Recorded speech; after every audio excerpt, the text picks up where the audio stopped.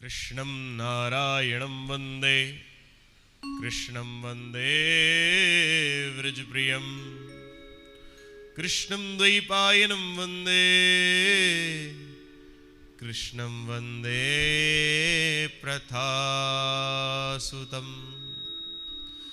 सच्चिदानन्दरूपाय विश्वोत्पत्त्यादिहेतवे तापत्रय विनाशाय श्रीकृष्णाय वयं नमः। जिन संतत सद्ज्ञान सुधा सुरसरी बहाई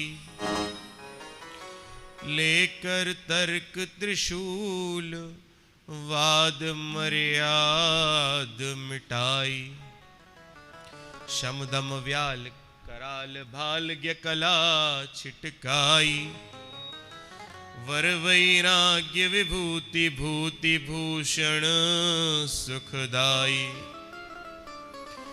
जो सदघन सुख घन शांति घन बोध व्योम अविकार हैं उन शंकर मौलि मणीन्द्र पर ये पत्र पुष्प निहिसार हैं।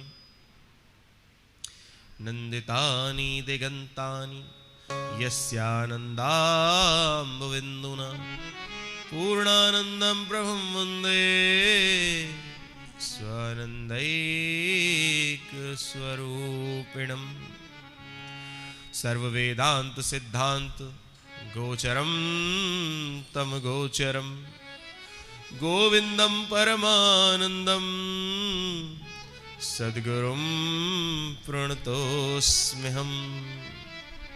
अकारण करुणावरुणालय भक्तवांछा कल्पतरु प्रद्युत निंदित पीताम्बरधारी बालकृष्ण लाल की वांग्मयी प्रतिमूर्ति श्रीमद् भागवत महापुराण को प्रणाम करते हुए इसके चतुर्थ स्कंद सती चरित्र में हम प्रवेश करेंगे। तो देखिए, कल जैसा कि कपिल देव भगवान की माता देवहूति जो मनु और शतरूपा की कन्या है, जो साक्षात भगवान की माँ बनी और सांख्य योग का कपिलाष्टाध्यायी का श्रवण करके जल के रूप में परिणत हो गई। इसके बाद अब मनु और शतरूपा की बड़ी बेटी आकुति की बात करते हैं।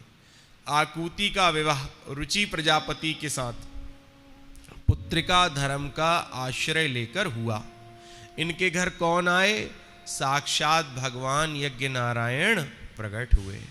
यज्ञ नारायण भगवान का विवाह दक्षिणा नाम की कन्या से हुआ। इसीलिए बिना दक्षिणा के कोई भी अनुष्ठान अधूरा माना जाता है।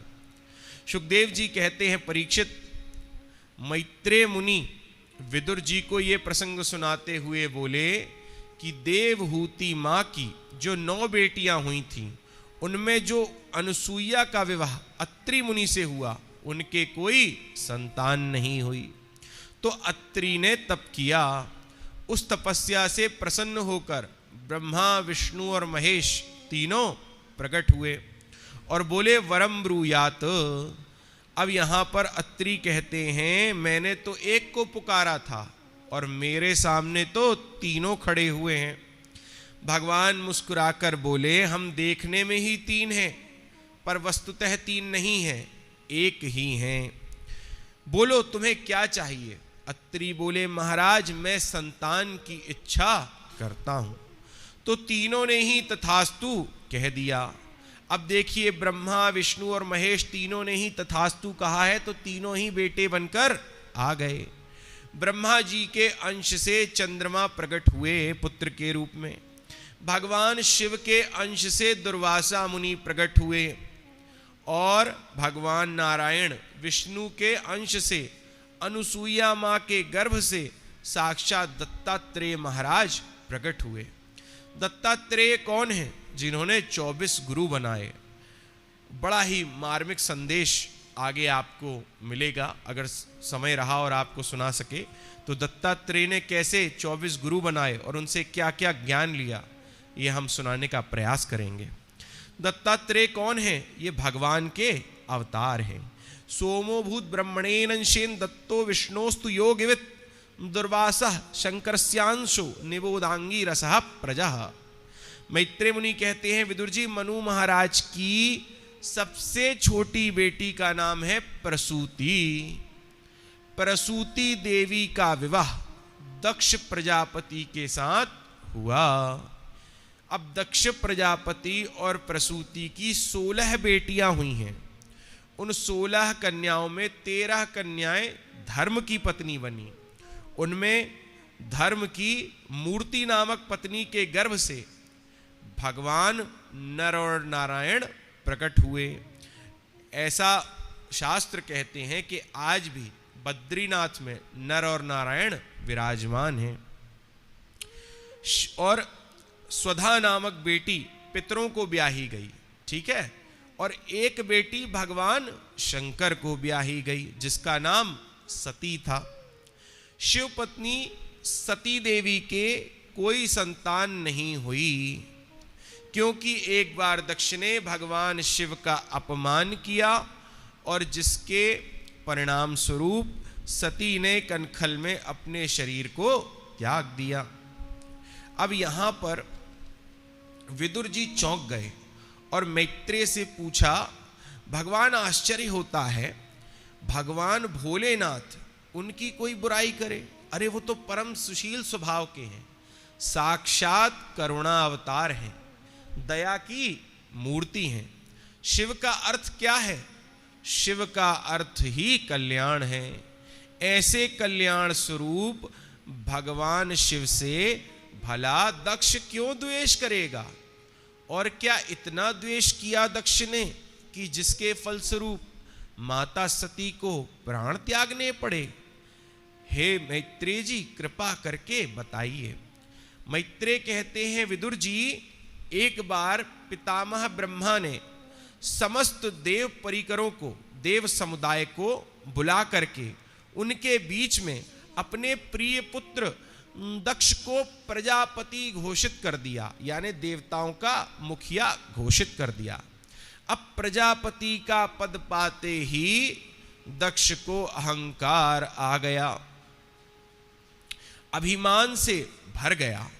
जब इनका स्वागत सम्मान आयोजित किया गया, जिसमें बड़े बड़े देवता महात्मा सब इकट्ठे हुए, तो अपनी उस स्वागत सभा में दक्ष ने प्रवेश किया। जैसे ही दक्ष की स्वागत सभा में दक्ष ने प्रवेश किया तो सभी सभासदों ने खड़े होकर नमस्कार किया। दक्ष ने अहंकार में चारों तरफ दृष्टि घुमाई, क्योंकि उसे पद मिला है ना, तो पद पाते ही घमंड में भर गया और दृष्टि घुमाते हुए सभा में प्रवेश किया। वह ये देखता है कि अपने स्वागत में कितने लोग खड़े हैं और कितने नहीं खड़े हैं। जब देखा कि मेरे लिए देवता खड़े हो गए तो गदगद हो गया, पर अचानक दृष्टि पड़ी कि 3 लोग खड़े नहीं हुए, ब्रह्मा, विष्णु और महेश। तो ब्रह्मा और विष्णु को देखकर तो कुछ नहीं बोला, परंतु भगवान शिव को देख करके तिल मिला गया। मन ही मन कहता है, अरे ये तो मेरा दामाद है, मैंने अपनी बेटी से दी है, सती से ब्याही है, इसने मेरा सम्मान नहीं किया। बस अब उसका पारा बढ़ गया। जैसे ही उसे गद्दी दी गई, उस गद्दी पर वो बैठा कि गद्दी पर बैठते ही भाषण प्रारंभ कर दिया। कहता है, श्रूयताम ब्रह्मर्षयो में सहदेवाः सह अग्नयः साधूनाम ब्रुवतो वृत्तम न अज्ञाना न च मत्सरात्। दक्ष ने कहा, सावधान होकर सब सुन लीजिए, केवल एक ही बात कहना चाहूंगा कि विशिष्ट लोगों के बीच में विशिष्ट लोगों को ही बुलाया करो। सभ्य समाज में एक भी असभ्य व्यक्ति आकर बैठ जाए तो सभा का स्वरूप बिगड़ जाता है। सब एक दूसरे को देखने लगे कि भैया यहां असभ्य कौन दिखाई पड़ता है, तो इशारा करता है दक्षिण से पूछा सबने कहां, किसको? तो कहता है अरे शिष्टाचारी लोगों में बैठता तो शिष्टाचार आता। 24 घंटे ये शिव जो है ये भूत प्रेतों के साथ घूमता रहता है, क्या शिष्टाचार और क्या सभ्यता समझेगा? ये तो हम देवताओं के सामने, हम देवताओं के ऊपर कलंक है। अयम तू लोकपालानाम यशोघ्नो निरपत्रपः, लोकपालों में हमारी प्रतिष्ठा को धूमिल कर रहा है, ये हमारी प्रतिष्ठा को नष्ट करने वाला है। संस्कृत में लिखा है निरपत्रपः, अर्थात लज्जा तो इसमें बिल्कुल भी नहीं है। ये कैसा है? बोले निर्लज्ज है। दक्ष कहता है ये निर्लज्ज है। और भगवान शिव को दक्ष प्रजापति ने बहुत सारी गालियां दे डाली। एक संत इस कथा को सुना रहे थे, सती चरित्र को, तो जब दक्ष की ये बात चली तो संत कहते हैं कि ठीक ही तो कह रहा है। अरे इसने क्या गलत कहा कि हम लोकपालों के यश को धूमिल करता है, तो सही बात है। अरे भैया मुख्यमंत्री जी की सभा है और मुख्यमंत्री की सभा में मोदी जी आ गए तो किसकी जय जयकार होगी, किसके जिंदाबाद के नारे लगेंगे? मोदी जी के। उसी समय अचानक प्रधानमंत्री जी आ जाए तो सब मुख्यमंत्री जी को भूल जाएंगे। तो उनके सामने अपना कोई बड़ा महान व्यक्तित्व आ जाए तो छोटा व्यक्तित्व उनके सामने धूमिल हो जाता है। तो भगवान शिव कैसे हैं? बोले उनका प्रभाव ऐसा है, ऐसा वैभव है कि वे जहां भी जाते हैं, उनका वैभव ऐसा है कि वो जहां भी जाते हैं बड़े बड़े लोकपालों का यश धूमिल हो जाता है।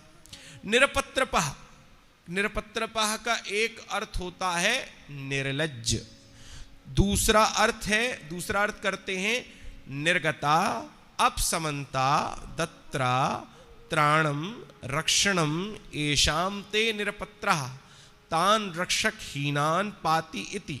अर्थात संसार में जिनका कोई त्राण करने वाला नहीं, रक्षा करने वाला नहीं, संसार में जिसका कोई भी रक्षक नहीं होता, ऐसे अनाश्रितों को रक्षा प्रदान करने वाले, आश्रय प्रदान करने वाले भगवान शिव हैं।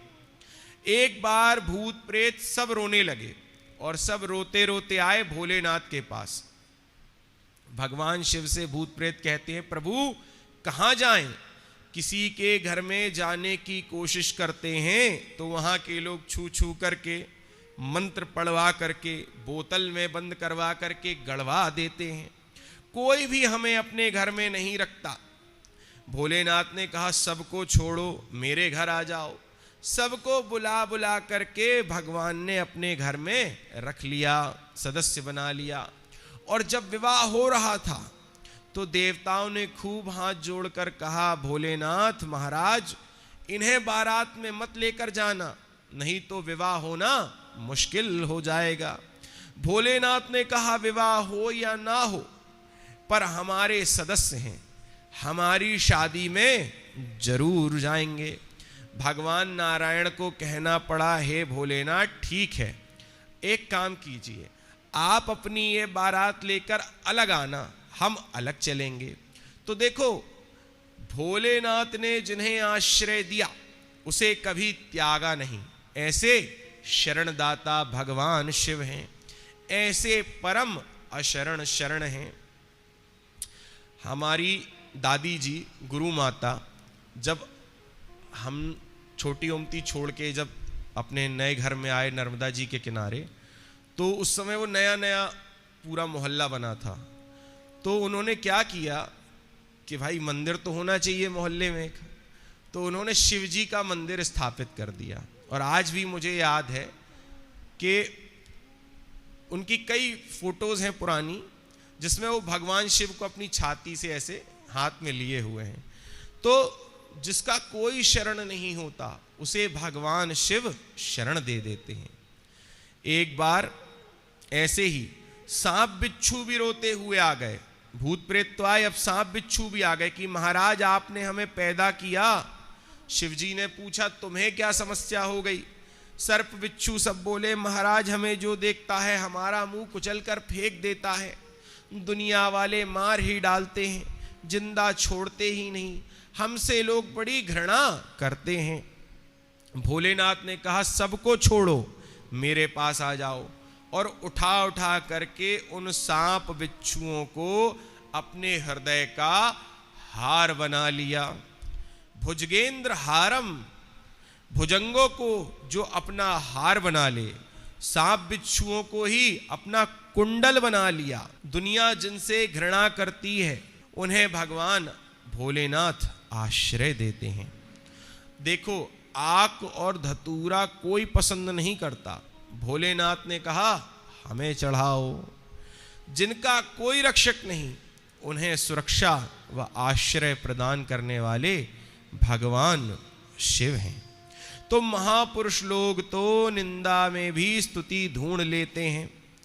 चश्मा जिस रंग का होगा वैसा ही संसार दिखेगा।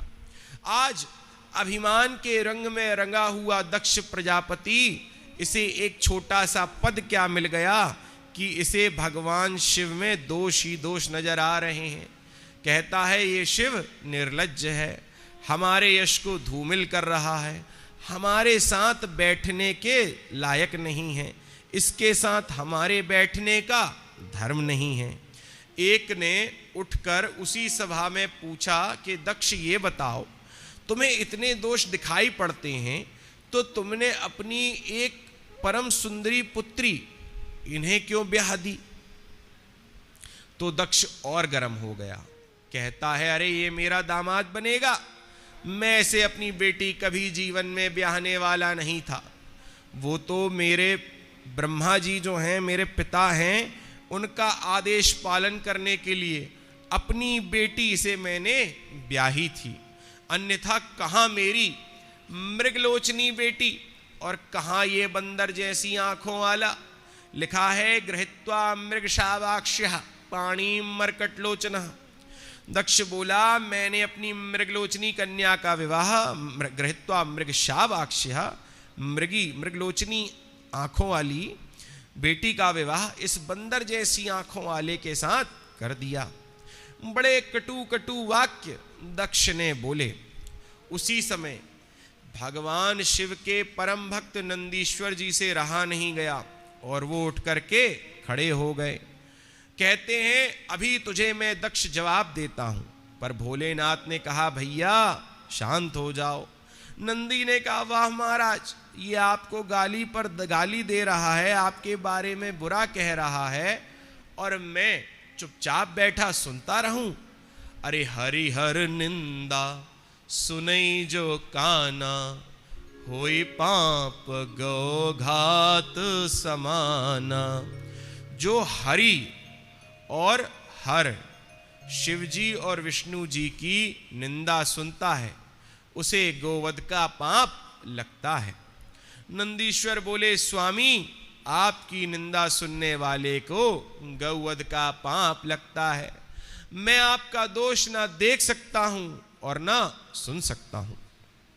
भोलेनाथ मुस्कुरा पड़े, अरे भैया कोई बात नहीं, गाली दे रहे हैं तो क्या हुआ, हमारे ससुर जी हैं, बेटा ससुराल की गाली सबको सुननी पड़ती है। अंतर इतना है कि और लोग विवाह में गाली सुनते हैं, हम शादी के बाद सुन रहे हैं। तुम भी सुन लो नंदी। अनुमति नहीं मिली तो नंदीश्वर जी मन मार करके रह गए और शिव जी से बोले ठीक है महाराज आप सुनो। नंदीश्वर बैठ गए। यहां दक्ष का दुस्साहस और बढ़ गया और ये स्थिति आ गई कि दक्ष ने क्रोध में भर करके अंततो गत्वा भगवान शिव को शाप दे डाला। वे कहता है आज के बाद शंकर को किसी भी यज्ञ में भाग न मिले। जब शाप दिया कि कोई भाग शिव को ना मिले, दक्ष प्रजापति ने श्राप दिया तो अब नंदीश्वर से रहा नहीं गया। वे भी तुरंत खड़े हो गए और बोलते हैं ये प्रजापति दक्ष, तुझे ये पद क्या मिल गया, तू इतना अभिमानी हो गया, अभिमान में भर गया, जब से आया है भगवान शिव के बारे में हमारे भोलेनाथ के अपमान में बड़बड़ाता जा रहा है।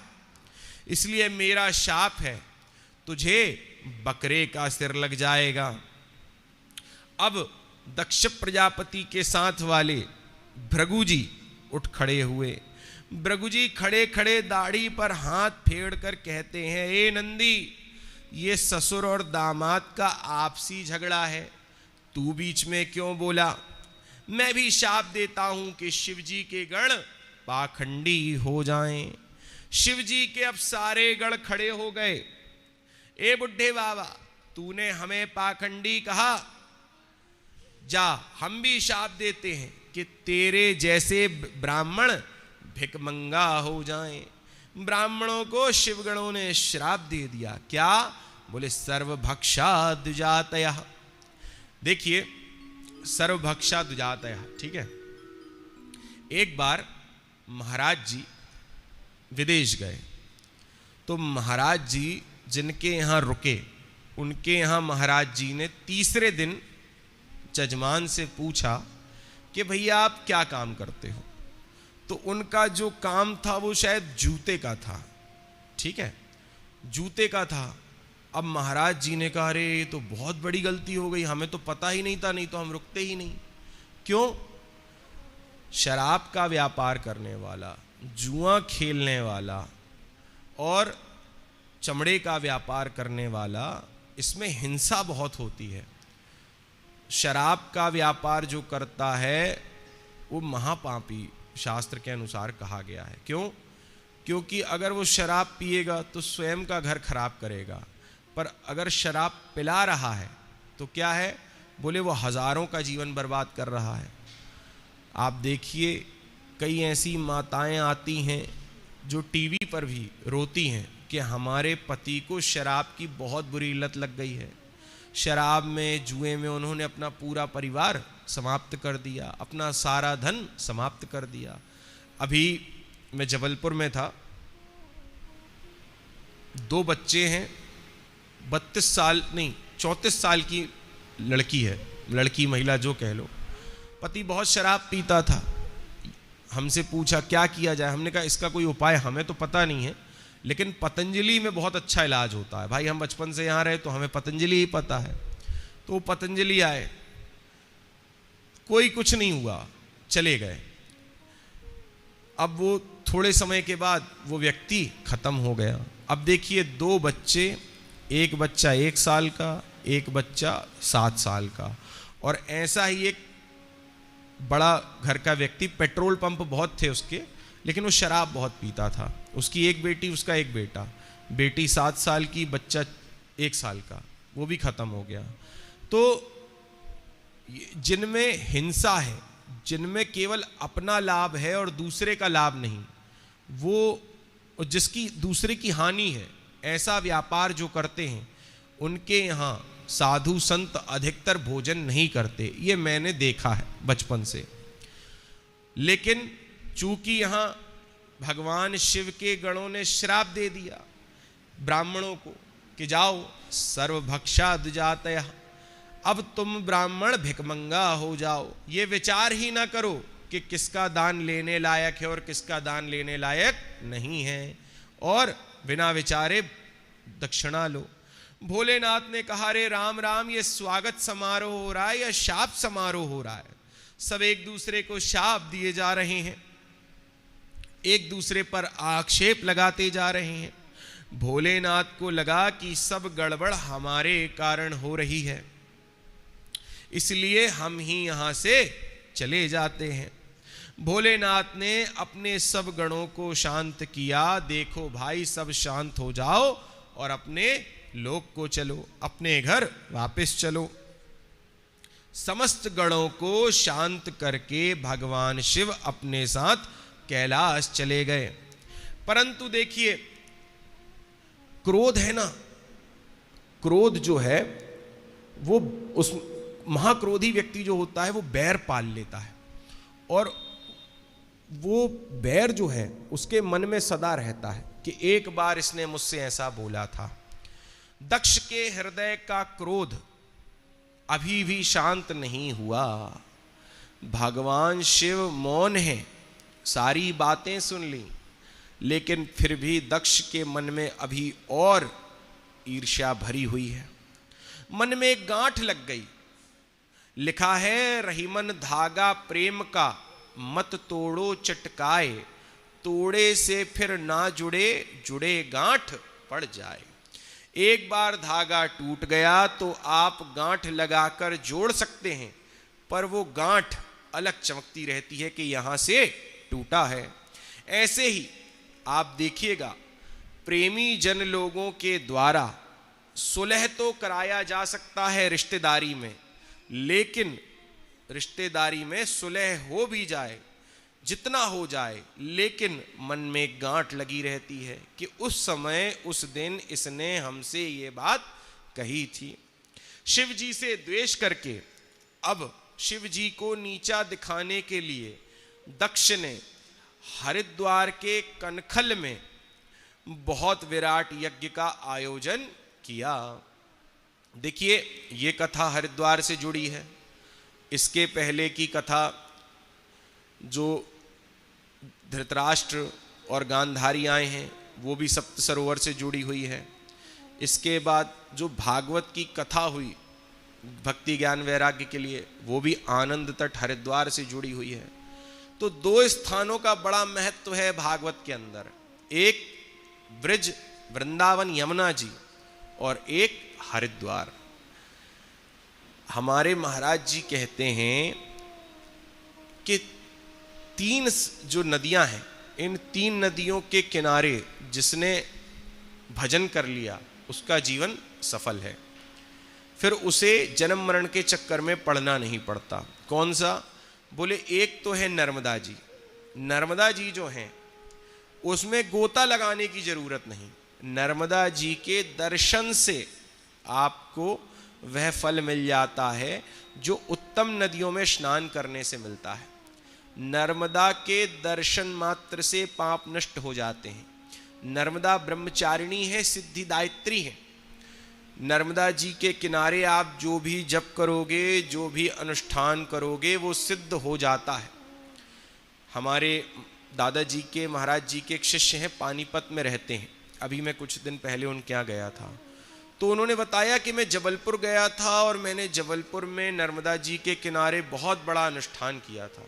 मैंने कहा हमें तो पता ही नहीं, आप आके कब चले गए। एक बार भारती जी से बात हो रही थी, तो भारती जी ने बताया मैंने नर्मदा जी के किनारे भंडारा कराया था। तो नर्मदा क्या है? नर्मदा जी सिद्धिदात्री हैं। इन नर्मदा जी की जिस पे कृपा हो जाए, नर्मदा के तट पर जिसने मनोकामना इच्छा रखते हुए, जिसने जो मनोकामना है, उस मनोकामना की पूर्ति के लिए आप अभिषेक करो, पाठ कराओ, जप कराओ, आपको वो सिद्धि प्राप्त होगी। महाराज जी नर्मदा जी के जल से बना हुआ भोजन करते थे। नर्मदा जी से, यानी समझ लीजिए मंदिर है ना, मंदिर से ये जो जितनी दूरी है, नर्मदा जी से उतनी दूरी पर आश्रम है। महाराज जी वहां पर घास की कुटिया बना करके रहते थे। और आप सच मानिए, आज भी अगर आप वहां जाओगे तो वहां पर आपको उस आश्रम में 100-150 सांप मिल जाएंगे। इतने सांप इस समय हैं, जबकि पत्थर लग गया है, कमरे बन गए हैं, अलमारियां बन गई हैं, चीप लग गई है। तो वो समय तो बिल्कुल घनघोर वन था। उस समय रह करके महाराज जी अध्ययन करते थे। और जब उन्हें भागवत का पाठ करना होता था ना, तो महाराज जी नर्मदा जी के बिल्कुल किनारे पर आकर के, जैसे नर्मदा जी हैं इसके ऊपर बैठ करके, नर्मदा जी में बैठ करके भागवत के एक एक श्लोक का 108 बार जप करते थे। आप कभी माला देखे होंगे तो उस माला में कितनी गुरियां होती हैं? 108। तो 108 बार एक ही श्लोक, सच्चिदानंद रूपाय विश्वोत्पत्ति आदि हेतवे तापत्रय विनाशाय श्री कृष्णाय वयम नमः, इसको 108 बार पढ़ते थे, एक माला फेरते थे। दिन में 100 माला करते थे। बहुत नर्मदा जी का सेवन किया है महाराज जी ने। हमसे कई लोग पूछते हैं महाराज जी जहाँ रहते थे वहाँ से, अभी पूछते हैं जो नए बच्चे हैं, कि महाराज जी जहां रहते थे वहां से नर्मदा जी कितनी दूर थी, तो माता जी 12-13 किलोमीटर तो होंगी ना। 12-13 किलोमीटर नर्मदा जी थी। साइकिल से जाना, वहीं भोजन बनाना, वहीं जप करना, घर आना, घर आकर के दादी को कथा सुनाना माता जी को, और अपना नृत्य 1 घंटे छोटी उमती मंदिर में प्रवचन होता था। तो उनका ये नियम 20 साल चला। तो आज ऐसी सिद्धि प्राप्त हुई नर्मदा जी की कि महाराज जी कहते हैं हमने सोचा था 1-1 कमरे वृंदावन हरिद्वार में बन जाएं। आज एक बार शिष्यों से बोल दें तो फिर इतना बड़ा आश्रम खड़ा हो सकता है ना। 150 कमरे तो अभी हैं ही हैं, और बन सकते हैं, वृंदावन में और बन सकते हैं, और जगह पड़ी हुई हैं। जब बोल देंगे तब 50-60 कमरे, 100 कमरे ऐसे ही खड़े हो जाएंगे। तो सिद्धि प्राप्त हो गई, वाणी में सिद्धि आ गई। एक बार माइक से बोल दें तो सब कुछ हो जाता है, लोगों तक के कान तक पहुंचने की है। पंचकुला में जब मंदिर बन रहा था तो पंचकुला में एक परिवार आया, तो वो परिवार कहता है महाराज जी हमें शिवलिंग रखवाने हैं बनारस में, तो कितना खर्चा है, क्या है। तो महाराज जी को जानकारी तो थी नहीं, सब साथ वाले देखते हैं, बोले भाई 2 लाख दे देना हो जाएगा। फिर उसने 2 लाख दे दिया। फिर बोले जिसको दिए वो हिसाब कर रहा था, बोले महाराज जी शिवलिंग की स्थान का भी तो लगेगा, 2 लाख नहीं है। बोले अच्छा कितना है, बोले 4 लाख है। अच्छा भाई 4 लाख दे दो। उसने कहा महाराज जी आप ये बोलो कि कितनी अमाउंट भरनी है, आप जितनी अमाउंट बोलोगे हम भर देंगे। सिद्धि।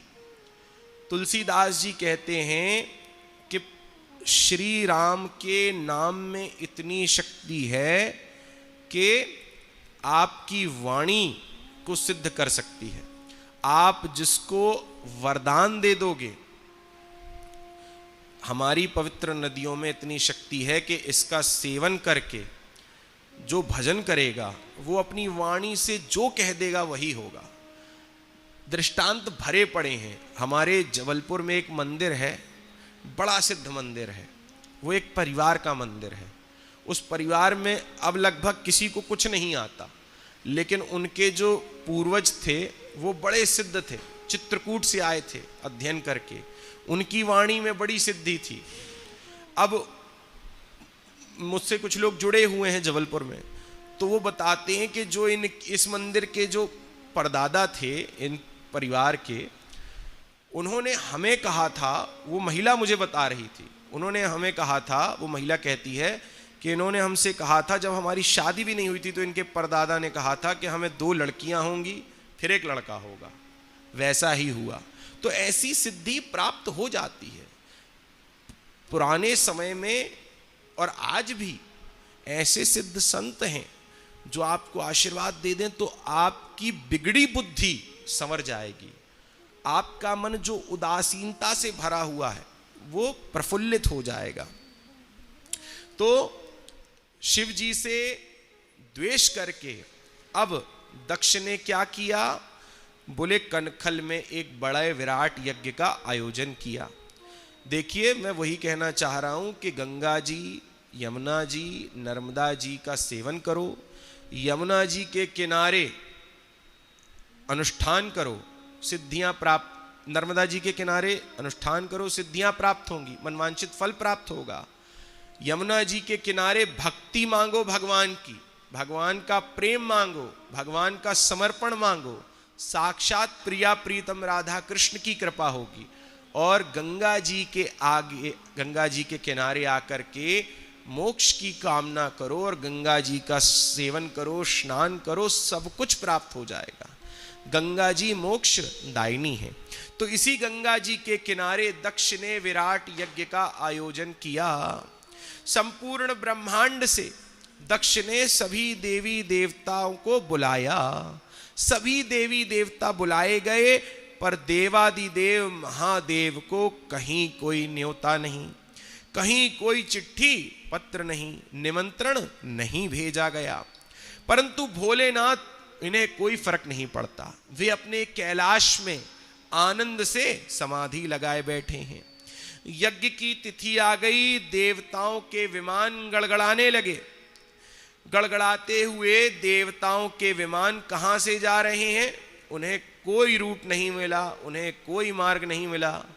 जितने देवता दक्ष के यज्ञ में कनखल में जा रहे हैं, वो सभी देवता कैलाश पर्वत के ऊपर से उड़ते हुए जा रहे हैं। क्यों? क्योंकि जब दो लोगों में लड़ाई होती है ना, तो बीच वाले बड़ा मजा लेते हैं। तो सारे देवताओं ने देखा कि भैया दक्ष ने सबको बुलाया है पर अपने दामाद को नहीं बुलाया, तो इसी के कैलाश के ऊपर से जाना चाहिए। अब सब देवताओं को मालूम है कि भोलेनाथ नहीं बुलाए गए हैं, तब भी देवता विमान भोले बाबा के ऊपर से ही निकाल रहे हैं। देखिए, कहीं अगर दो लोगों में खटास पड़ जाए और अगर मामला शांत हो रहा हो, तो ये दुनिया इतनी होशियार है कि और तूल पकड़वाती है।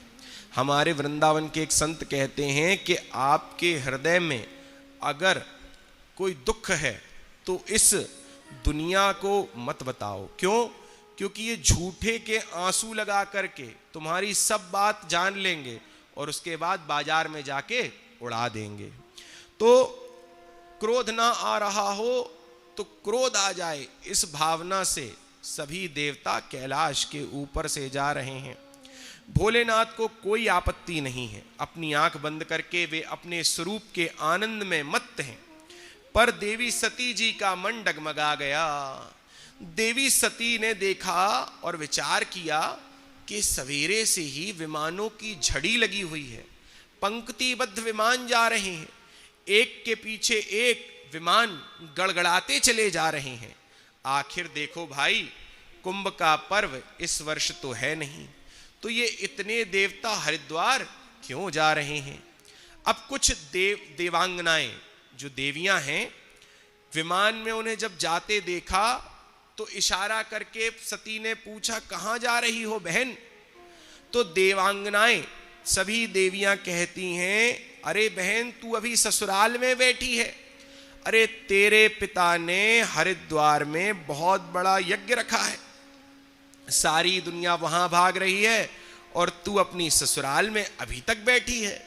सती जी के तो होश उड़ गए, सती जी अवाक रह गईं, कुछ बोल ना पाईं। मन में सोचती हैं, अरे राम राम, मेरे मायके में यज्ञ है और मुझे ही नहीं मालूम। सती जी ने ऊपर से मुस्कुरा करके वह बोली, हाँ हाँ बहनों, मुझे पता है, मैं पहुंच रही हूं, तुम सब चलो, मैं बस तैयार होके अब भी आ रही हूं। पर माता सती के मन में एक खेद आ गया, एक बड़ा द्वंद्व खड़ा हो गया। वे विचार करने लगी कि ये कैसे हो गया, मैं तो अपने पिता की बड़ी लाडली हूं, मेरे पिताजी ने मुझे क्यों नहीं बुलाया? पर अब इस सब का कारण तो वहीं जाकर पता चलेगा। पर बिना निमंत्रण के मेरे भोले बाबा तो जाने वाले नहीं हैं। फिर विचार करती हैं, क्या करूं? अच्छा, तो एक बार कोशिश करके देखती हूं। अब माता सती ने क्या किया कि भगवान शिव के पास आईं और चरण दबाने लगीं। भगवान शिव ने मुस्कुराते हुए पूछा, देवी क्या बात है? सती जी बोलती, कुछ नहीं महाराज, अरे हम पत्नियों का तो ये धर्म है पति की सेवा करना, और मैं तो अपने धर्म का निर्वाह कर रही हूं।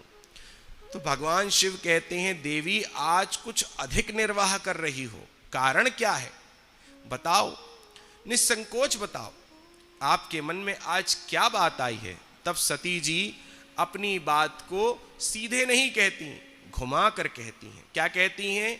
कि प्रजापतेस्ते श्वशुरस्य सांप्रतम निर्यापितो यज्ञ महोत्सवाः किल वयं चतुत्राभिसराम वामुते यदर्थितामि विबुधा व्रजन्ति ही। सती जी कहती हैं, हे भोलेनाथ, जरा दृष्टि उठाकर ऊपर तो देखिए। भगवान शिव बोले, वो तो मैं सवेरे से देख रहा हूं। सती जी ने पूछा, क्या देख रहे हैं? भगवान शिव कहते हैं, इन विमानों को। सती जी ने कहा, आपको पता है ये विमान कहां जा रहे हैं? भगवान शिव ने कहा, पता नहीं ये सारे विमान कहां जा रहे हैं। तो सती जी कहती हैं, ये आपके ससुराल जा रहे हैं। वहां पर आपके ससुर जी ने बहुत विशाल यज्ञ का आयोजन किया है, इसलिए ये सारे विमान उसी दिशा में जा रहे हैं। अब जरा माता सती की शब्द शैली देखिए, वे क्या कहती हैं। माता, ज्यादातर क्या होता है, माताएं जब अपने घर की बात करती हैं, अपने मायके की, तो बड़ी अकड़ कर बात करती हैं। कैसे करती हैं कि मेरे मायके में आपने कभी देखा नहीं होगा, सुना नहीं होगा, ऐसा यज्ञ हो रहा है। लेकिन इस बार जो है सती जी ने एक बार भी ये नहीं कहा कि मेरे मायके में, वे कहती हैं ते श्वसुरः, आपके ससुराल में आपके ससुर जी ने बहुत बड़ा यज्ञ किया है। क्यों कहती हैं? ताकि भगवान शिव को अपनत्व प्रतीत हो। भोलेनाथ हंसकर बोले, देवी तो कोई चिट्ठी पत्री आई थी क्या? तो सती माता कहती हैं, आई तो नहीं, पर भेजा जरूर होगा। क्या होता है, कभी कभी डाक गड़बड़ा जाता है, चिट्ठी भेजी होगी पर पहुंच नहीं पाई। महाराज, मेरे मन में एक कामना है। भगवान शिव बोलते हैं, कहो देवी। सती कहती हैं, हम 16 बहनें हैं और विवाह जब से हुआ है तो एक बार भी आपस में मिलना नहीं हुआ, देखना नहीं हुआ। कितना आनंद होगा अगर हम भी कनखल में उस यज्ञ में चलेंगे। तस्मिन् भगिन्यो मम पर त्रिभि स्वकैर ध्रुवम गमिष्यन्ति सुहृदि द्रक्षवः। सबसे मिलने का, सबको देखने का कितना आनंद आएगा, और आप भी तो सबसे मिलोगे तो कितना आनंद आएगा। भोलेनाथ माता सती की उत्कट इच्छा को समझ गए कि इनके मन में मायके जाने की इच्छा है। भगवान शिव हंसकर बोले, देवी जाने आने में हमें कोई आपत्ति नहीं है, चले चलते। तुम्हारा कहना भी बिल्कुल उचित है कि भाई बहुत बड़ा यज्ञ हो रहा हो तो ऐसे अवसरों पर स्नेही जनों से भेंट होती है, सबसे मिलना जुलना होता है, परंतु जाने आने में कोई समस्या नहीं। लेकिन अगर हम जाएं और उनका चेहरा हमें देख के निराश हो जाए, वो गदगद ना हो, तो हमें नहीं जाना चाहिए। आवत ही हर्षै नहीं और नयन नहीं स्नेह, तुलसी तहाँ न जाइए चाहे कंचन बरसे मेघ। भगवान शिव कहते हैं वहां कुछ भी हो रहा हो पर बिना बुलाए नहीं जाना चाहिए। सती जी ने कहा, अरे आपने यहां बैठे बैठे कैसे सोच लिया कि उन्होंने हमें याद नहीं किया होगा। यदि हम पहुंचेंगे ना तो पिताजी तो कान पकड़ लेंगे, माफी मांगने लगेंगे कि बेटी मैं पत्र देना भूल गया। क्या करें, बड़े बड़े यज्ञों में अपने खास खास लोग रह जाते हैं, पत्र इधर उधर हो गया होगा, ये गलती उनसे अनजाने में हुई होगी। आप चलिए। अब भगवान शिव से रहा नहीं गया और भगवान शिव ने आज वह प्रसंग सुनाया कि जब दक्ष ने उन्हें श्राप दिया था, अभी तक सती जी से छुपाए बैठे थे। भोलेनाथ ने आज विस्तार से प्रसंग को सुना दिया। देवी, उस दिन की बात है, हम तुम्हारे पिता के सम्मान में जरा खड़े नहीं हुए। इसमें हमारा उद्देश्य उनका कोई अपमान करने का नहीं था। हमने तो सर्वभूत हृदय भगवान का स्मरण करके मन से तुम्हारे पिता को भी प्रणाम किया था, लेकिन उनकी भावना, मेरी भावना को वे समझ ना सके। देखो, देहाभिमानी को देह का महत्व होता है। मैं उस सभा में खड़ा नहीं हुआ, इस बात को लेकर वह अपना अपमान मान गए और ऐसे ऐसी वाणी के वाण छोड़े कि मैं क्या कहूं। शास्त्र कहता है, संत कहते हैं, बाण का घाव, गोली का घाव पीड़ा होती है जब लगता है तो, पर दवाई लगा दो उस तो औषधियों के बल से, दवाइयों के बल से बाण का, गोली का घाव ठीक हो जाता है। पर अगर अपने प्रिय लोगों के द्वारा अपनेपन जिनसे हो, अगर वो आपको कुछ कटु बोल दें तो वह घाव कभी जीवन में ठीक नहीं होता। जब जब उस वचन को याद करते हैं उतनी ही पीड़ादायक होता है, वह घाव कभी ठीक नहीं होता। स्वानाम यथा वक्र दियाम दुरुक्तिभिर दिवानिशम तप्यति मर्म ताड़ितः। जब अपने कुछ गलत बोल जाते हैं ना, तो वह घाव दिन रात तपाते हैं। हे देवी सती, मैं तो सह गया, पर मैं जानता हूं कि तुम्हारा जो स्वभाव है ना, तुम सह नहीं पाओगी। अपमान की पीड़ा मृत्यु से भी भयानक होती है, जो तुमसे नहीं सही जाएगी। इसलिए मेरी बात मानो, तुम वहां नहीं जाओ। पर सती जी का आग्रह फिर भी शांत नहीं हुआ। सती जी बोलती हैं कि देखो महाराज, अब जो होना था वो तो हो चुका, परंतु संबंध कोई छोटी छोटी बात पर तो टूटते नहीं। अरे वो आपके ससुर हैं, आप उनसे मिलोगे तो बात बन जाएगी, आपसे वो क्षमा मांग लेंगे और आपको भी यहाँ से मना करके ले जाएंगे। देखो यदि आप भी नहीं गए और मैं भी नहीं गई तो हमारे बीच में दूरियां हो जाएंगी और लोग कहेंगे कि देखो घर की लड़ाई पूरे समाज में फैल गई। उस यज्ञ में जो देखेगा शिव और सती नहीं आए तो एक ही बात कहेंगे कि ससुर दामाद का झगड़ा अभी भी चल रहा है। तो घर की लड़ाई चारों तरफ चर्चा का विषय बनी, ये कोई अच्छी बात नहीं। आप हमें आज्ञा दो, मैं जाती हूं। भगवान शिव ने देखा कि होनी बहुत बलवान है। भगवान शिव कहते हैं, हे सती, जब इतना समझाने पर भी अगर तुम नहीं समझी तो तुम जाओ। रामचरितमानस में लिखा है, होई सोई जो राम रचि राखा, कोकरी तरक बढ़ावई शाखा। देखिए, जो गलत होने वाला है, अपशकुन होने वाला है, उसको टालने का प्रयास करना चाहिए। पर जब होनी बहुत बलवती मालूम पड़ती हो तो फिर शांत हो जाना चाहिए। अब सती कैलाश से बाहर निकली, कुछ दूर चल के गई, फिर मन में विचार आया, भगवान शिव को फिर से मनाने की कोशिश करती हूँ। मेरे भगवान आशुतोष हैं, जल्दी प्रसन्न हो जाते हैं, मनाऊंगी तो मान जाएंगे। फिर कैलाश के अंदर आई, फिर चरण दबाने लगी, पर जब देखा भगवान शिव आंख बंद करके बैठ गए हैं तो व्याकुल हो गई सती, कुछ समझ नहीं सकी क्या करना चाहिए क्या नहीं करना चाहिए। कई बार कैलाश से बाहर गई, कई बार कैलाश के अंदर आई, और उसके बाद पिताजी की याद आती है। यज्ञ महोत्सव का दृश्य आंखों में नाचता है, तो सती अब निकल गई। कभी बाहर कभी भीतर निर्णय नहीं ले पा रही, अंतो गत्वा निकल गई। भगवान शिव ने देखा कि अब ये जा चुकी हैं, बहुत देर हो गई, अब ये वापस नहीं मुड़ेंगी। तो नंदीश्वर आदि गणों को बुलाकर कहा कि इन्हें साथ ले जाओ, इन्हें आदर के साथ ले जाओ। नंदीश्वर और सभी गण दौड़े दौड़े माता सती के पास आए। कहते हैं, माता जी आप अकेले जाएंगी और हम कैलाश पर्वत पर आराम करें। नंदी के ऊपर माता सती बैठी, सभी जो गण हैं माता सती और भगवान शिव की स्तुति गाते हुए पीछे पीछे जा रहे हैं। माता सती नंदीश्वर पर विराजमान है और वे कहाँ आई? हरिद्वार आई। तो हरिद्वार जब आई ना, तो सबको पता है कि भैया इनकी लड़ाई चल रही है। तो जो बाकी की बहनें थीं उन्होंने भी बहुत आदर के साथ उनसे प्रेम से भेंट नहीं की। यहां लिखा है, सादर भले ही मिली एक माता, केवल एक मां मिली। मायका यानी जब तक मां है तभी तक मायका है, बाकी सब फॉर्मेलिटी दिखाते हैं।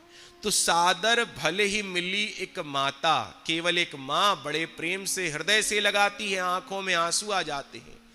भगिनी मिली बहुत मुस्काता, बहनें मिली पर मुस्कुराते हुए, और उनकी मुस्कुराहट को सती सहन ना कर पाई, उनके हृदय में बाण जैसे लगे।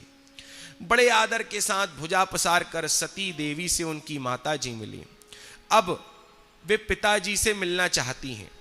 सती की हृदय में ये इच्छा है कि माता जी से तो मिल लिया, पिताजी से भी मिल लूं, क्योंकि इतना प्रगाढ़ संबंध है पिता पुत्री का संबंध।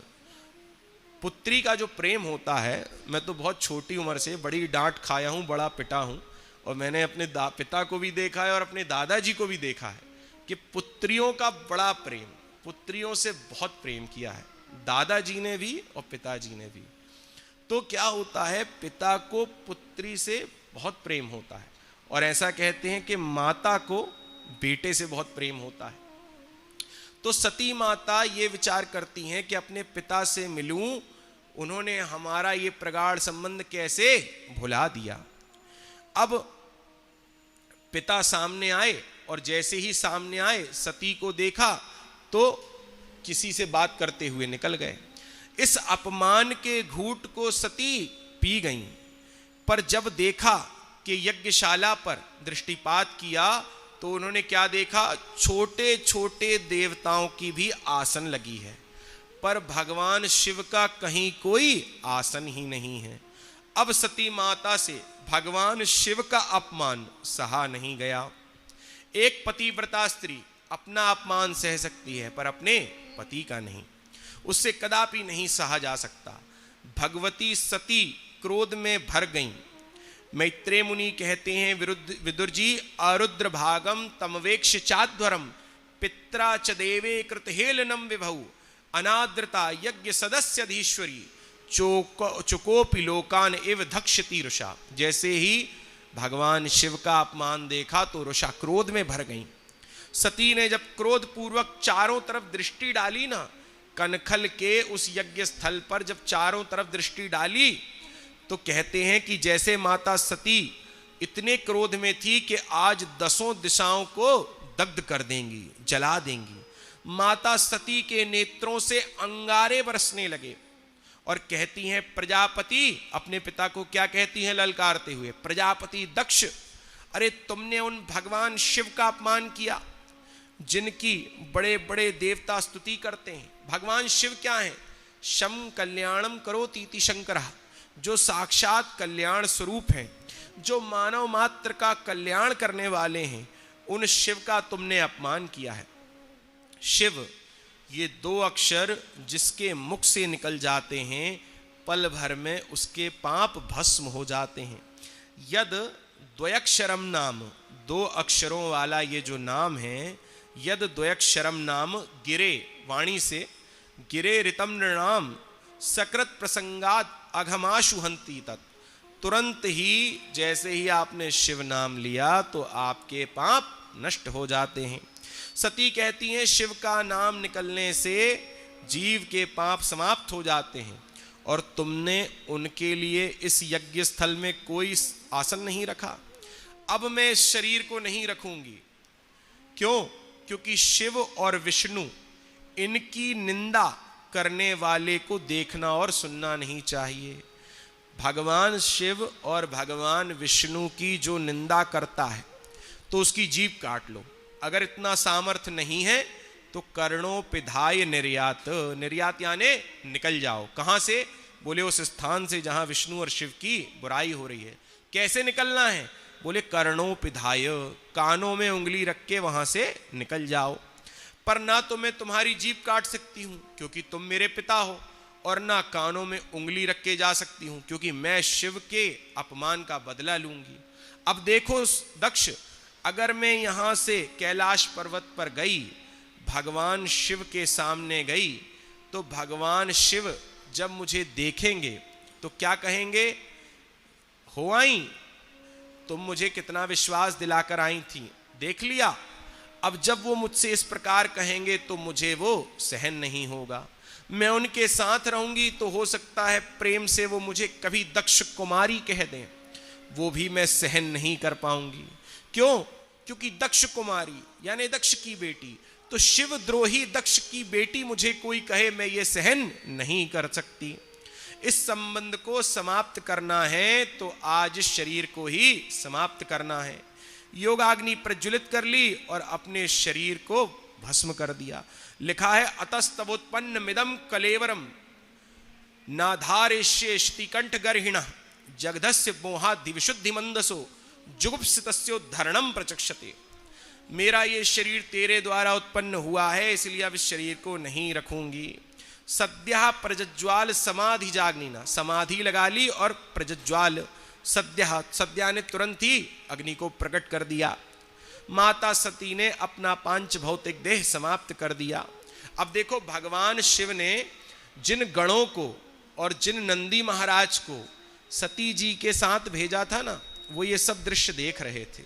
जैसे ही सती जी का शरीर समाप्त हुआ, नंदी और सभी भूत प्रेत गण ये सब क्या करते हैं? मारो काटो चिल्लाते हुए यज्ञ को नष्ट करने लगते हैं।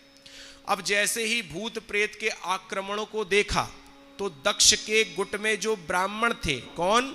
यज्ञाचार्य भृगु जी, उन्होंने दिव्य शक्तियों को प्रकट कर दिया। उन शक्तियों ने भूत प्रेत गणों को मार के भगा दिया। यहां नारद जी जो सब जानते हैं, ये पहुंच गए कैलाश पर्वत।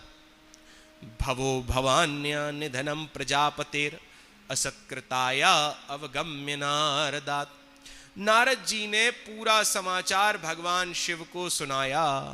भगवान शिव ने जैसे ही सुना कि सती अब नहीं रही, तो अपनी एक जटा उखाड़ कर फेंक दी और कहते हैं कि आज तक अगर दक्ष बच रहा था तो केवल सती के नाते बच रहा था, पर अब सती ही नहीं रही तो संबंध ही नहीं रहा।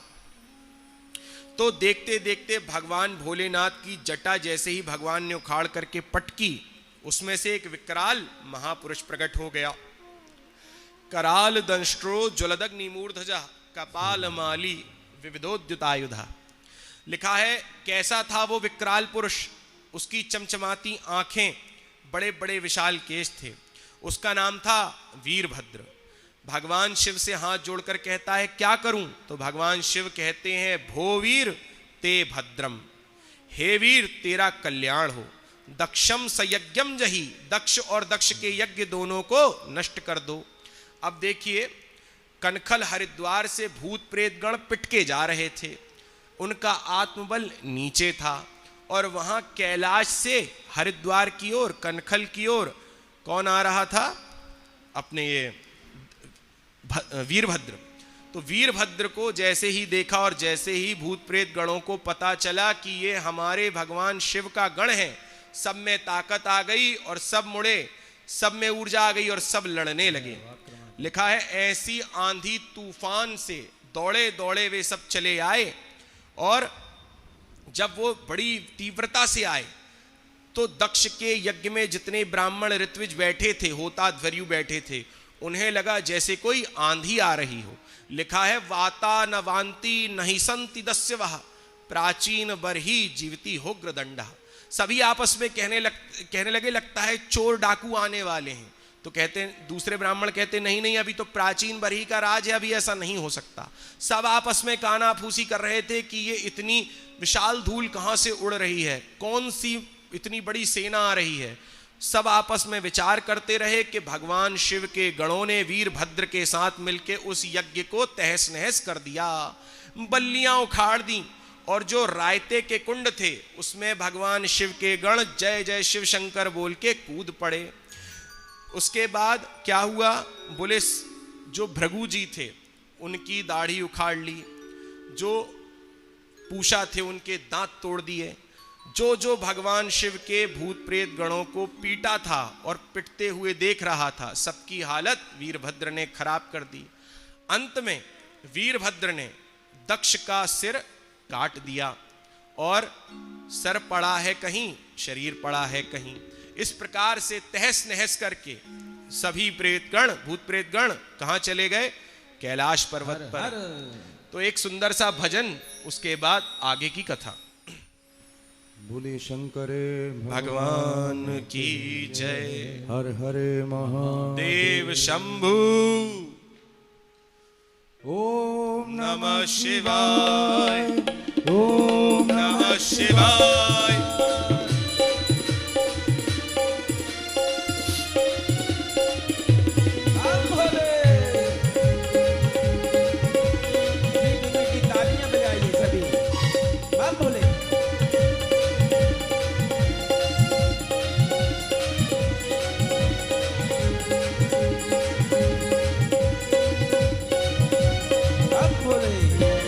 बम बोले बम बोले बम बम बम बम बोला बम बोला बम बम बम बम बम बोले बम बोले बम बम बम बम बोले बम बोले बम बम बम। यही वो तंत्र है, यही वो मंत्र है, यही वो तंत्र है, यही वो मंत्र है। प्रेम से जपोगे तो मिटेंगे सारे गम। बम बोले बम बोले बम बम बम बम बोला बम बोला बम बम बम बोले बम बोले बम बम बम बम बोले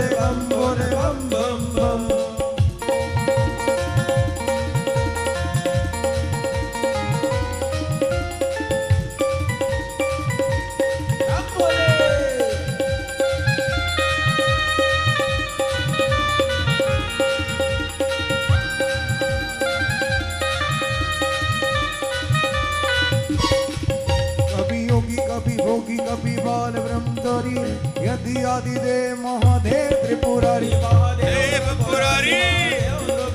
कभी शंकर कभी शंभू कभी भोले भंडारी, नाम है अनेक तोरे जग बलहारी।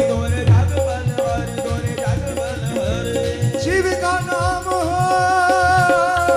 सुबह शाम हो, शिव का नाम हो सुबह शाम हो, गाते रहो जब तक दम में दम। बम बोले बम बोले बम बम बम बम, बम बोला बम बोला बम बम बम, बम बोले बम बोले बम बम बम, बम बोले बम बोले बम बम बम।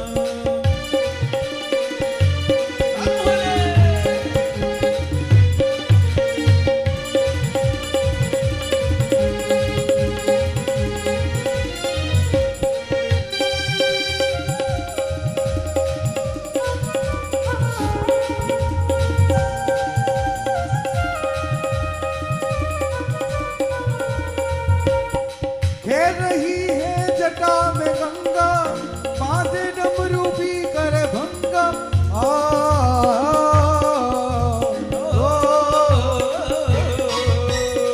खेल रही है जटा में गंगा, बाजे डमरू भी करे भंगा। वस्त्र खाल बगंबर अंगा, मेरो योगी मस्त मलंगा। मेरो योगी मस्त मलंगा, ओ मेरो योगी गुरुदास मांगे तेरी नजर करम, गुरुदास मांगे तेरी नजर करम। बम बोले बम बोले बम बम बम बम, बम बोला बम बोला बम बम बम बम, बम बोले बम बोले बम बम बम, बम बोले बम बोले बम बम बम।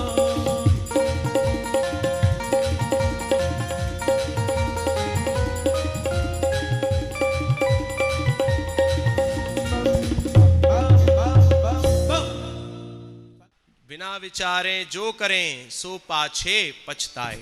अरे विष्णु जी गए नहीं, हम ब्रह्मा गए नहीं, तो तुम देवता क्यों चले गए? भाग लेने जा रहे। ठीक है, तो हम तीनों नहीं गए तो तुम लोग चले गए। अब कहते हैं देवता के महाराज जो हुआ सो हुआ, कृपा कीजिए। तो ब्रह्मा जी कहते हैं हे देवताओं, भगवान शिव कैसे हैं? क्षणैः रुष्टा क्षणैः तुष्टा, रुष्टा तुष्टा क्षणैः क्षणैः, क्षण में प्रसन्न हो जाते हैं। सब देवताओं को लेकर के ब्रह्मा जी कैलाश लोक पर पधारे। कैलाश लोक के द्वार पे सभी देवता रुक गए और ब्रह्मा जी से कह दिया हमें तो सामने जाते नहीं बनता, आप जाइए और अगर स्थिति अनुकूल लगे तो इशारा करके बुला लेना। एक विशाल बरगद के नीचे ध्यान की मुद्रा में भगवान शिव बैठे थे। जब ब्रह्मा जी को देखा तो भगवान शिव ने उन्हें पिता तुल्य मानकर, क्योंकि ब्रह्मा जी की भ्रकुटी से जन्म हुआ है इसलिए शिव जी ने पिता तुल्य उनको प्रणाम किया। ब्रह्मा जी ने देवताओं को इशारा किया, देवता समझ गए भगवान शिव इस समय बड़े शांत स्वरूप में हैं, तो आ करके भगवान शिव के सामने हाथ जोड़ के सभी देवता खड़े हो गए। अब भोलेनाथ भी मुस्कुरा पड़े। देवता और ब्रह्मा जी लेकर के भगवान शिव को कनखल के उस यज्ञ में पहुंचे। कनखल में देवता कहते हैं हे भगवान शिव, आप इस यज्ञ को पूर्ण कीजिए। भगवान शिव कहते हमें तो यज्ञ में भाग मिला नहीं, हम क्या करेंगे? तो सभी देवता एक स्वर में कहते हैं कि एष ते रुद्र भागोस्तु यद उच्छिष्ठो अध्वरस्य वै यज्ञस्ते रुद्र भागेन कल्पता मध्य यज्ञहन। हे यज्ञहंता भोलेनाथ, आज से यज्ञ में जो सामग्री अवशेष बचेगी वह आपकी अवशिष्ट सामग्री आपकी होगी। भोलेनाथ संतुष्ट हो गए, जो बच जाए बहुत है। भगवान शिव कहते हैं मुख्य यजमान को बुलाओ, तो देवता कहते हैं सिर स्वाहा हो गया है और शरीर कहीं पड़ा है। तो भगवान शिव को दया आ गई, है तो ससुर, पुनर्जीवित कर दिया बकरे का सिर लगा करके। अब यहां लिखा है भूयान अनुग्रह अहो भवता कृतो में दंडस्त्वयामयि भ्रतो यद्यपि प्रलब्धा ना ब्रह्म बंधुषु चावाम भगवन नवज्ञा तुभ्यम हरेश कुत एव धृतव्रतेषु। जैसे ही दक्ष के प्राण वापस आए तो दक्ष का अहंकार शून्य हो चुका था, बकरे का सिर लगा था, आंखों में आंसू थे, अपनी पुत्री को खो चुका था। इस बात का दुख उसको तब हुआ जब उसका अहंकार शांत हो गया। भगवान श्री शिव जी की, भगवान भोलेनाथ की कृपा का अनुभव करते हुए कि वे कितने दयालु हैं, रोते हुए हाथ जोड़ करके उसने स्तुति की। पर जब वो स्तुति करता है ना, तो बकरे का सिर लगा है तो बम बम बम बम ऐसे लगता है, तो भगवान शिव को हंसी आती है। इसलिए आप देखिएगा, भगवान शिव की जब पूजा होती है, पूजन होता है, तो बम बम बोलते हैं उनके पंडा, ठीक है। अब सभी ब्राह्मण आए। सबसे पहले कौन आया? बोले सबसे पहले आए हैं भृगु जी। भृगु जी कहते हैं, भगवान शिव देखो मेरी दाढ़ी नोच दी। तो भगवान शिव ने कहा आगे आगे थोड़ी दाढ़ी आ जाएगी। इस प्रकार से भगवान ने सबको आशीर्वाद दिया, पिष्ट और मित्र देवताओं की आंखों से देख सकेंगे, इस प्रकार से आशीर्वाद दिया। पूषा को कहा तुम पिष्ट भुग बन जाओ, ठीक है। तो इस प्रकार से सभी ब्राह्मणों को और अपने ससुर का कल्याण किया, यज्ञ को पूर्ण किया। उसी समय भगवान विष्णु आ गए। ब्राह्मणों ने भगवान विष्णु की स्तुति की। अब जब ब्राह्मण स्तुति करके शांत हो गए, तो भगवान विष्णु कहते हैं कि अहम ब्रह्मा च सर्वश्च जगतः कारणम परम। ब्रह्मा जी कहते हैं कि मुझ में और शिव में कोई भेद नहीं रखना। ब्रह्मा विष्णु महेश तीनों एक हैं। शिवस्य हृदयम विष्णु विष्णोश्च हृदयम शिवः। शतकोटि रामायण है, रामायण शतकोटि अपारा। हनुमान जी ने भी एक रामायण लिखी है, उसी प्रकार से भगवान शिव ने भी एक रामायण लिखी है। और रचि महेश निज मानस राखा, भगवान शिव ने उस रामायण को लिख के अपने मन में रख लिया।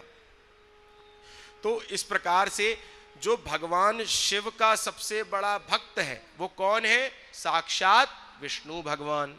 और जो भगवान विष्णु के सबसे बड़े भक्त हैं वो कौन है? भगवान शिव।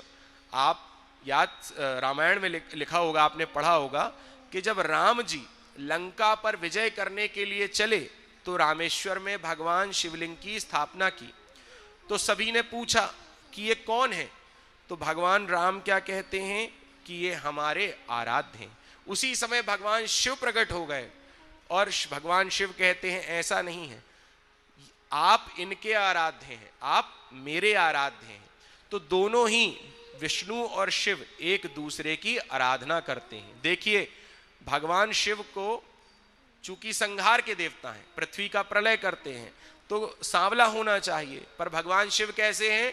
कर्पूर गौरम, कपूर की तरह गोरे हैं। क्यों? क्योंकि विष्णु भगवान का सतत ध्यान करते करते वे कपूर की तरह गोरे हो गए। कर्पूर गौरम करुणावतारम संसार सारम भुजगेंद्रहारम सदा वसंतम हृदयारविंदे भवम भवामी सरितम नमामि।